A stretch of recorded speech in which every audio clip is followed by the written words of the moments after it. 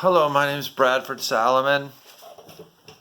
I was asked to talk a little bit about my career, my life. Um, I was born in Los Angeles, a Good Samaritan hospital, not far from where I live now. But I grew up in Huntington Beach. We moved there when I was 2. Um, Grew up surfing and skateboarding and playing in the street and no screens. Barely had TV. I mean, we did have TV, but there was 5 or 6 channels, and um, anyway, so it was just a great way to grow up. I have 4 brothers. My dad was a bit of an amateur painter, and my big brother Joe was an artist. Ever since I could remember, he'd bring his art to the kitchen table and work on it while we were eating, and I'd look at what he was doing. I always admired him. So my big brother was kind of my first hero, but also my dad. He would paint us. He would paint all 5 of us, but the oldest 3 initially. And so I just kind of thought everyone did art, somehow. I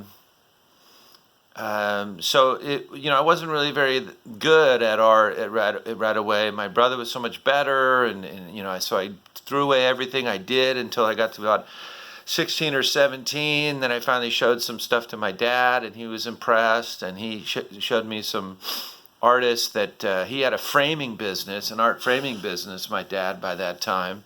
And so artists would come in, and he would offer them a deal. They'd give me lessons, and he would throw away their framing bill.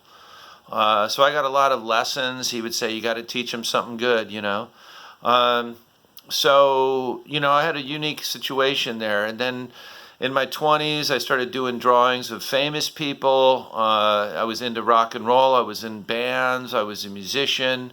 I was playing guitar, singing, playing drums in various bands.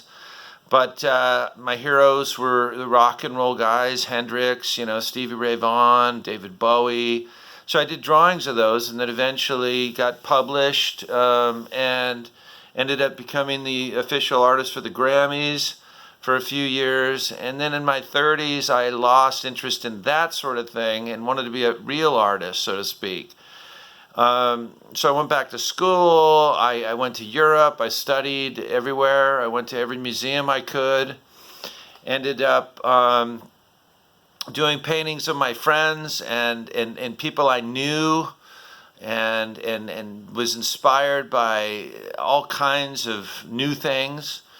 So there was a real challenge through that period where, I got divorced, and I lost this sort of business that I had before, with doing posters and illustrations.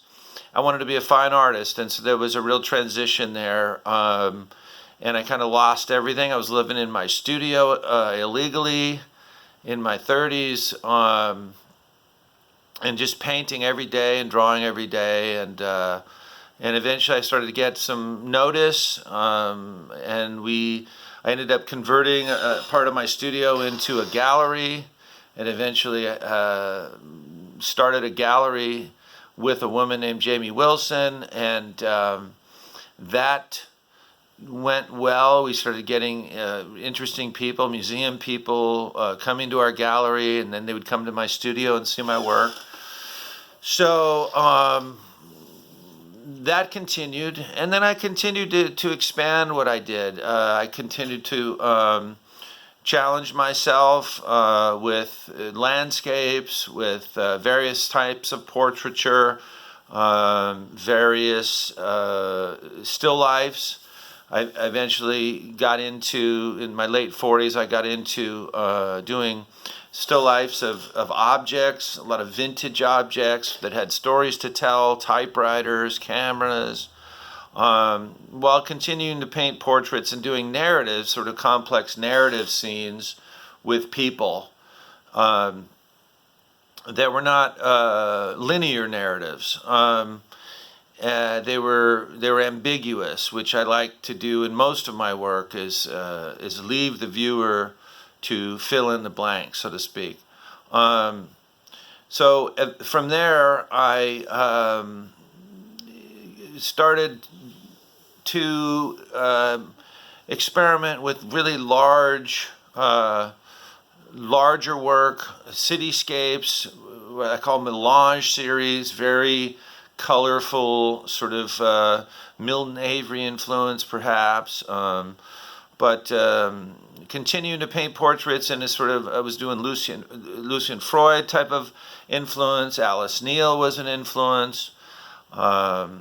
So kind of bouncing around, I guess the melanges were after that influence from some of those real painterly painters. But I was always influenced by the Bay Area figurative painters. Diebenkorn has always been a big influence. I love Gerhard Richter. Fairfield Porter is a continuing influence for me. And more recently, I've gotten into doing these very large drawings. And these large drawings are of women mostly, artists typically, although I get outside of that as a subject matter as well. But within these large drawings, they're segmented. They're various sizes of smaller sheets of paper that I've put together to create a huge sort of portrait. The new one I'm working on now is 10 feet by 8 feet roughly. But I'm using a psychic autonomy. I'm using my subconscious. I'm recalling a quantitative reasoning math course. I'm just putting in all kinds of things that I just come to my mind throughout the day, but also in many cases relate directly to the subject. That's the larger portrait. And in some ways it doesn't relate at all. It's just a tenuous or a connection that for some reason I wanted to put in there. I don't even know why I do it in many cases. So that's the newest work. If you looked at my website, you'd see florals, you'd see various kinds of cityscapes and narrative scenes, and drawings of many sorts, charcoal, pencil, pen. I'm doing sculpture. I don't have that on my website, but I've been doing sculpture now for quite a while. And ceramics is another thing I do. So I stay very busy. I have a studio in Monrovia, and I'm very fortunate to have a wife that supports me. She just helps me in so many different ways. And we have several wonderful galleries that represent my work. I've had 5 solo museum shows. So very grateful to the museums that have supported my work and collected my work. And I really appreciate being included in this show. Thank you, David Lee, and everybody at Coastline. And thank you for taking the time to listen. Appreciate it.